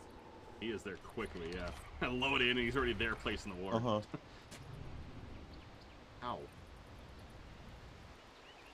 Stands PC's there. Alright, so it gets that ward down very aggressive. Also gets one in the middle lane. Currently, top lane. Down here, that's the Treant with the Nature's Guise, level 1. Yeah, Miposhka is going to be the guy to watch for Empire here. If he has a really bad game, Empire's entire draft kind of falls apart. They need him to actually impact some lanes because the Phoenix definitely isn't going to. And they need to get something out of him and actually get him some items, get him some levels. If he struggles, this game could be very hard for Empire. 30 seconds to battle. Vector. Misses the ward. Was he What? trying to get middle lane? Yeah, that's not right. Spectre we saw earlier again. Loda actually playing it for Alliance. He had a struggle of a start that game, and thus the Radiance came around 30 minutes instead. He ended up going the Urn first and something else even. Is Radiance just that priority though? So if you're Chappie here, you just try to get ASAP or? All right, so everyone in chat that was flaming his Radiance timing, he went a Midas first, pushes that back quite a bit. Then he went a Blade Mail, and he had Urn tier 2 boots. Like he bought 6,000, 7,000 gold worth items before the Radiance. His farm wasn't as bad as people made it sound. But in reality, it was just they were trying to just stay alive at that point. And Radiance is a great item on Spectre if you're behind. So he did what he had to do. It paid off in the end. The one really curious thing for him was the level 25 talent, taking the Spectral Dagger cooldown. And it worked. I liked it. Well, especially again in that case, there were bits in the clockwork, and we even saw it come into play where he used the short cooldown to get out of it. So, yeah, this is a completely new series. So, but yeah, we'll keep an eye on Chappie with the progress as far as the early on Radiance or not. But Miposhka, he's a lot of pressure at the bottom lane. They even committed a Sentry to try to do even more damage, but now they're out of Invis detection though. They don't have any more sentries, any more dust. So Miposhka knows this. He's kind of free to go where he wants. The sentry placed in the middle will make it a little more difficult if he wants to help there. Gossip goes in trouble. Yeah, he's in a lot of trouble. He has the Treant spending to protect him, and it's not going to happen. Viver, credit for the kill. The first blood comes out in favor of NAVI right there. Nothing that Treant could really do at that point. Save his teammate. And Nature's Prophet, that's where he's kind of vulnerable in this off lane. He's not the best at escaping necessarily. Level 1. Yeah, and what's going to stop them from just doing this again as soon as he shows? They're just going to roll into him again, and now there's, Pounce is still online. There's so many ways to catch him. This is not going to work. They're committing a trial lane to this, and already getting the first blood out of it. So yeah, he's trying to leech any bit of experience, almost level 2. But even when he gets level 2, I mean, Sprout will help. You don't even want to take Sprout at you though. You want to take TP. What have you? Like you don't even want Sprout till 4 at the earliest. Now, some games you have to just go 1-1-1, but Miposhka though might get a courier in mid. It's gonna come about 2:30. Yeah, it's gonna come right before it can get upgraded. So we'll have to see if Dendi stops it here and acknowledges that. Oh, don't leave! Sends the courier back. Yeah, so he realized. Something's up. Well, he just realized that, hey, we only have 30 seconds. I don't need it. I'm shrining anyway. So, yeah, it's only a null talisman. Just some more stats, sure, but David, as you said, gonna wait to get the flying courier. Or may just walk back to it at this rate. Jeez. Has a pressure being put on him. Creep wave. Now, Between. I don't think Tree can kill a flying courier with level 1 guys. It does stun the courier. I just don't think it's quite long enough for him to get 2 autos. It'll be close. There we go. It's flying now. Going back to base, though. Something else going to come on it. Oh man, is Dundee waiting for a bottle now? This is wasting so much time on Miposhka. And Yeah. he's going to start wondering what's up. Say. It's 3 minutes. He expected it to go right now. He thinks he can get it with the bash. And this extra little bit of time might scare him off here. He's still just holding firm, though. Steady as a rock. Hasted. Zoom. He's getting it on the back when it's not hasted anymore. All right. Let's see. Coming. He's got to get the first hit in front. Radiant's courier Yes. has been killed. All right, was it Eventually worth pays it? off. I mean, he gets like 2/3 of a level from that. He got all the way to 2.5. Got his team a ton of gold. So, probably worth. What else is he going to be doing other than leeching? Yeah, maybe trying to press General out a little bit. Like right now, your Phoenix has done nothing. She's still level The 1. seeds of fortune. She what Phoenix is. What sort of prize is Yep, this? is Storm appropriate. Spirit. He's going to ferry the bottle right here. He's been jungling a bit, though. What's that? Anytime your support stacks for you, Phoenix put a lot of work into stacking jungle already in the first few minutes of the game. So he just wants to clean up the work that Phoenix has done for him, and it gets himself a little bit of an XP lead. Bottles brought to Dandy. I think Seneko actually had that in him. Kind of plays the courier. Off. That much more ready to go in the middle lane. Bottom lane. Look at this push, though. Jeez. Yeah, they need to Double push him damage out. here. Yeah, Viper's doing a good job. The Dire's DD's bottom keeping him in tower front is and under attack. stopping him. Moving pretty aggressively. That guy's pretty far up there. He almost got stuck in the creeps. I mean, all he would have had to do is pounce out. He is going Midas, by the way. Yeah. Tried him. Man, the item. Twin Dire's tower bottom. structures are fortified. Yeah, this Fire tower's, level 2. this tower's taking a lot of pressure. And when Under you're putting the attack. pressure on this early, like, Tree doesn't even have living armor yet. So no chance to pull this tower back up and kind of get that, basically half the reason you pick a Tree in the early game. He has this level 3 point. I'm curious why he's holding it. I feel like he should just jam living armor and start armoring this. Even if it only stalls out 1 or 2 creep waves, that's an important thing. And for now, though, but middle lane, Phoenix is kind of taken over, just simply trying to get some experience. The Storm Spirit's now back, though. Alright. Early magic wand in full. Gostic was almost ready to siege his tower there. He ported back to base, got phase boots, and he has Sprout now. So he sat in base for about 5 seconds looking for a TP. Dire's middle tower is under attack. Find him. Yeah, he was trying to camp the room right here. Go for the TP. Oh, he gets out in time. Stays alive. Earthshaker, not Earthshaker, Spirit was coming in. Then he would have gotten that kill. Stupendous! Wait, what?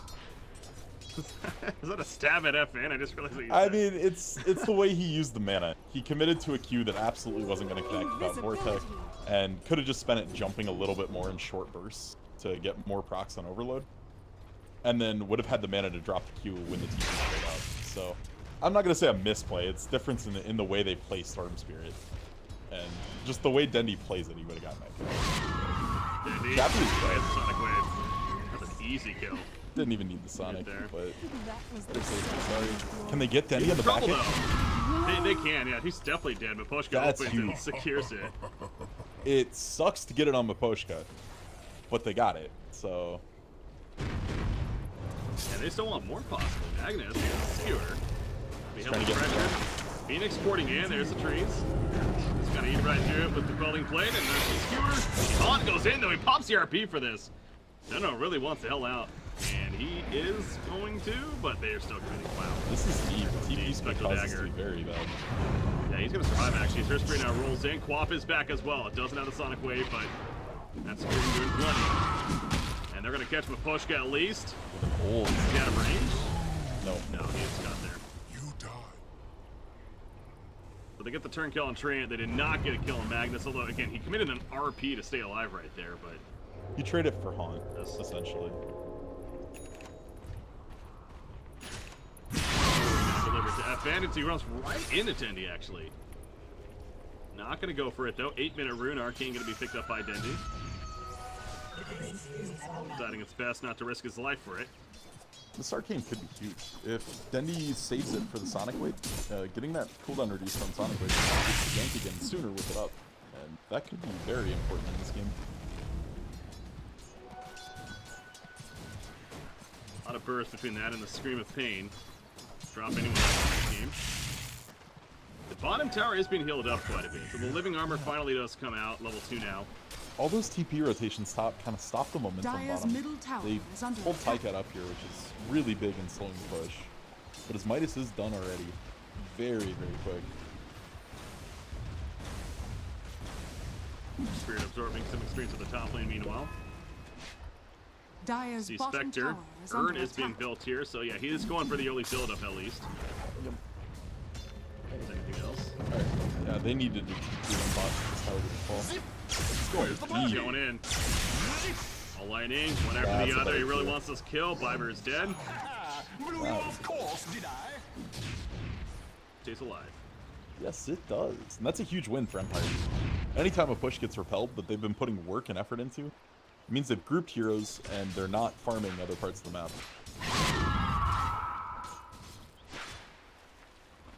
Dendi still has that Arcane Rune, as we mentioned. His Sonic Wave is ready to go now. Oh, they're going to smoke up, too. Yeah, they need to use it. This is... You're going to look for Chappie every time. Chappie has the Urn coming out. That'll tank him up a little bit if he gets it in time. But it's a slow courier. They do have the boost speed. At the very least, it makes so if he dies, almost all of his gold is protected. He spent 800 of it, so... I'm not super worried about it. It still sucks to lose your Spectre, but... Falls back, too. Wow, they know Quap's missing mid, and that's the cue. This is good. They just don't This feel is- safe. This is honestly one of the things that makes pro teams pro team. It's just being able to read the game. They didn't see the smoke, but they just know something's going on. Dire's bottom tower is under attack. They're going to confirm that, Mapochka. See Quap up here, pings him out. Clark's also up here, that Hand of Midas to get online, and making his power trap, and use the Dark Pact aggressively here. Takes out the catapult. Wanna hold it. Middle lane, they're going for Biber, by the way. That's a haunt used for this, so they get the kill. Logic Hero back to the top lane. Pochka's still just sitting here, but they haunted mid, so I don't know if they're defending this top lane. Well, he finished the Radiant's haunt into middle General, tower too. is under attack. Looked a little sketchy, but General just skewered out. Okay. Dire's Tower top is gone. tower Yeah, I is figured falling. Spectre was gonna just go I'm there. gonna stop the TP. Oh no! He went for it. He thought about it. He's like, do I do this? I might die in return. Quap's going to the middle lane now. Do you want to chase out Gostic? No, he runs away. Radiant's middle tower He's not is out of here under just yet. attack. Blinking 5 more seconds. Barrel roll. You can't do this. Ledge. Okay. They're not gonna Cute land. mind games there. He had one tango left, so he sprouted, ate the tree. Because they see the sprout. Even in fog, you'll see the trees pop up. So yeah, they knew what he was doing. That stun would have killed him. So very heads up play from Gostic. And his Midas is almost done, Breaky. Highcat, by the way, he has to know something's on it because, yeah, the Shadow Dance is not activated yet. Finally, will pounce away and be fine, but yeah, the whole time, Mipochka was kind of sitting on top of him. Dire's middle tower By that is under time. attack. And in the time that Pochka sat top and watched his tower fall, he gained a ton of XP. He is level 6 now. So Phoenix online, Phoenix Egg online, and that's an RP. Yep, caught that as the RP was going out. Worthy tribute. Ugh, I love the insight here we get. Them trolling each other. great. It's lovely. The seeds Nice of kill war. though. Obviously, as you mentioned RP, but hey, killing Spectre, very worth it. Highcat knows his Shadow Dancer now. It's Trouble. a Dark Pact, and then he overgrowth. Nope. Oh, he waited. Too long. Why? Yeah, Highcat will get out pretty freely. Middle lane, meanwhile, Dendy's going for King R, but Icarus dive. Survive it. But yeah, that's definitely a miscue there. It feels like they really could have killed Slark. Dire's Overgrowth middle comes out tower immediately. is under attack. Dire's structures are fortified. Not, and now tower being pressured middle lane. Off as the Orchid is in the works at least. Dire's middle tower is under attack. Yeah, so going the aggressive build.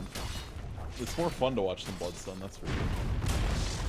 Dire's middle tower has fallen. How's that thing coming out as Bloodstone? That's actually still quite a ways away. Probably 18 minutes. Needs 2k gold. Switch over to that net worth net. See 5100 for Storm Spirit, but way up there is that Slark at 6100. Midas will do that. Yep. That earlier on. Tree's gonna scout out Dendy here. They are coming in, looking to make a play. That bit wasn't a catch for the point. He's fine. They're really going for this though. Han even comes out. Alverson Echo, nice boulders. But here's the 40 now from Caustic. They're really committed for Dendy once again. He's supernova in the back line. It's gonna be going off though, and they will catch the Earth Spirit. But Dendy TP's away, as does the rest, and yeah, at least they get the tower kill, but yeah. That costs you like everything you had right now, and you get one support. And a tower. So you lose your tier 2 for this Dire's top tower is under attack. You're gonna take a lot of Radiant's chip bottom damage. He is tower empowered is on under Slark, so attack. we will do some good damage to this tower. Taking a wall down here too, the tier 1. Actually, Still up even. they will absolutely lose this top tower. They don't have any ults to fight this, so Radiant's bottom tower has fallen. yeah, that's Dendy? absolutely Dire's awful. top tower is under attack. Rasp, but yeah, they Dire's end up top trading tower secondary for the has first fallen. one on top of it. So yeah, especially with that now, I think Navi for sure comes out on top. The overall trade, but another somewhat passive game though. 4 to 4 hero kills earlier on. Yes. 8 total. I mean, the only aggression we saw last game was basically Maposhka running around his clockwork super aggressively, and we saw him get punished for it. So both teams just playing a little calmer, pushing back a little. And you'll tend to see this quite a bit in finals. When teams know, especially when it's a qualifier slot on the line, they'll play a little more reserved Dota. Dire's middle tower is under attack. Yeah, this is again a big deal. Not only that $100,000 prize pool, but like I said, the Summit tournament is it's one of those different, really chill, relaxed events. That's just fun to be at. Not that other ones Radiant's aren't, middle but tower you get the has point. been denied. Very nice, relaxing atmosphere. Yeah, every pro loves Summit. I mean, it's a fun tournament to go to. What have we Now, here? actually, something I wasn't even aware of until yesterday, really. There is a second chance event, actually, that will be happening as well. Yeah, it's like the fan vote. Yeah, or Basically, they do a fan vote and they pull like the top team from each region or the top 2 teams of total votes or something, and then they play them off against each other. Yeah, everyone goes all out for that. They make Reddit posts and YouTube videos, and it gets to be a fun thing. Alright, bot lane though, Maposhka wants something. They're rotating a lot of people in the vicinity. We got Dendy. Follow Magnifier comes out. Overgrowth committed though with that supernova on top. Dendy blinks away barely, but it's not enough. Too much damage in the end. Couldn't get away from it inevitably. And he's dead for 40 seconds here. Top of that. So again, everything really committed by Empire. But this time, that's definitely a key kill. It's a key kill, and now if you're Navi, you gotta understand those picks are going to happen with this kind of lineup. So you need to be ready to take something on the other side, whether that's pushing a tower or taking their jungle and just sweeping all that. But the goal is just to capitalize when they commit all those resources for one kill. You can't always get Dendy out, especially with this build. Dendy's gonna die more and more often just because he's gonna be squishy. Does almost have the Orchid finished, but yeah, even with that, as I was talking about, it's still going to be squishy. Earth Spirit finishes the looks to chase down Storm Spirit, and that will happen. Pycat with the Empower up, more than enough damage. And great silence. That's a lockdown to deal with him. Earth Spirit alone does it. Stone and silence, so nice find there in response to Pycat. He's definitely up there. Almost 10,000 net worth. Wow. Next is Dendy at 6,600. Very early Midas and a lot of creeps. His Empower also Dire's helping. middle tower is under attack. Shadowblade, he's going to have a full Silver Edge here. Very quickly. And that makes it a lot easier to kill Spectre. Negating Dispersion just Dire's bottom saves you tower so is much. under attack. Oh, true, yeah. Dire's structures are falling. RP ready to go for Magnus. Lone Hand of Mine is queued up, so it's going to be a popular item once again on Navi's side. Or this time for yeah, Emperor. Dire's bottom We know tower loud in has it. fallen. Time. It Dire's kind of looks a bottom tower little is similar under to last attack. game. I mean, Chappie got his minus in 5 minutes I'll last game. take that. 2 more of them came within the next couple. Didn't pay off. Top lane, Miposhka sees Radiant's Magnus pushing courier out. Magnus has is been fairly low pierced. on mana currently. But Air Spirit is nearby. Courier there? Oh, the courier is running back from bringing Pycat something. Yeah, it's Silver Edge recipe. Oh, okay. So Gothic sees it, forces it, kills that. Now Viper. Gonna go Fiber meanwhile. Alright, Haunt's activated, trying to go for a Pycat. They got Fiber, but we'll have to get a second one in Slark. That's not gonna happen though. Less Ox here with the Treants. Sprout's not gonna work though. It's just too risky. Way too risky.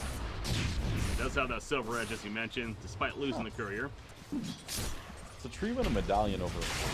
I'm not sure how I feel about this. It gives you some Roche potential, that's definitely a thing. But I don't feel like it's that high impact. Solar Crest eventually. Yeah, but for who? Like, the only person to throw it on really is Slark. Amp and damage in general. This is I mean, just kind of that tool that's nice to have. Yeah, it's nice just to put on Spectre. It's coupled with Dispersion, it makes him extremely hard to kill. But their initiation is a little weaker with not going the earlier blink is the point. And you do look at this lineup. I mean, they have the solo initiation with the Storm Spirit. You got Nature's Prophet boarding in, obviously the Haunt even coming out. So are they really looking to get that big overgrowth up? Yeah. Wow. Navi going for a very aggressive rush. 5 heroes up every old coming up shortly under the Haunt. And Navi's actually going to take this. They give it to Slark here. Fallen to the ring. You pretty much always give it to whoever's going to hit buildings until the ultra late. And 9 times out of 10, that's whoever's ranged on your team. And so that would be Dendy in this case. Usually it's a mid laner. Now, Navi's timing right here, they have about another minute or Snako? 2 minutes really. Oh, One more auto. If Gossick just Shadow Bladed and hit him, he killed him. Anyway, what? Radiant's I was gonna say bottom tower is about a under window attack. here, not only having the Aegis, but Spectre almost has a Sacred Relic, and then of course 1350 needed for the pattern of the Radiant. But, so they have another minute or two before that will be online. If they really want to capitalize here. Yeah. Yeah, I mean, in reality, you're okay fighting as soon as Chappie buys the Relic, because then he's not losing any of that gold when he dies. But you don't really want to fight with Aegis anyway, so use this as the time to get your Radiance done. Navi should get Dire's this middle too. tower The is question's under going to be, does attack. Navi just try to go high ground here?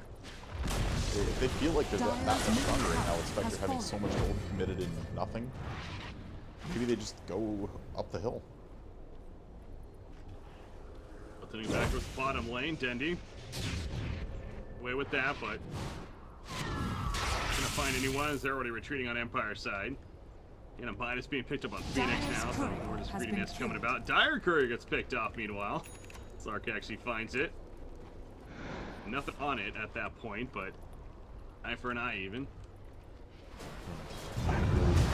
I really wish it could do that. It feels like their lineup's incomplete without it. Yeah, he is in trouble here, however, the TP not gonna be stopped. Couldn't really finish the job. Teleport out. Bottom lane, Miposhka running around those Tranquil Boots. 509 he's gonna open here on Magnus. Fiber's nearby though. Out comes the ulti from Phoenix, and not even needed. As that with the overgrowth, more than enough damage in the end. Another courier Kills kill. and a courier. Yeah, Gossick got it on the back end. Shadow Blade hit, killed it. Wow, Pycat's coming in though. Get him They're done. kind of clean up on somebody. He does have Denny coming over as well. Gossick in trouble. Yeah, the Orca goes down, and that's an easy kill as a result. I can't believe Storm just failed. Storm's full. Huh. Fight there. Bottom lane, you got King R still around. TP's down for 10 more seconds, but they don't know he's in the area. Yeah, he finishes Midas. He's just been like bleeding to that as slowly as he can. I guess the Fen just really wanted to protect the Bloodstone. It's brand new. He happened to get caught in a bad spot there. Could have gotten punished, and losing those Bloodstone charges right away, we know how much that Dire's hurts. bottom tower is under attack. Fiber. Careful. Several times now they've been able to just open on him, but again,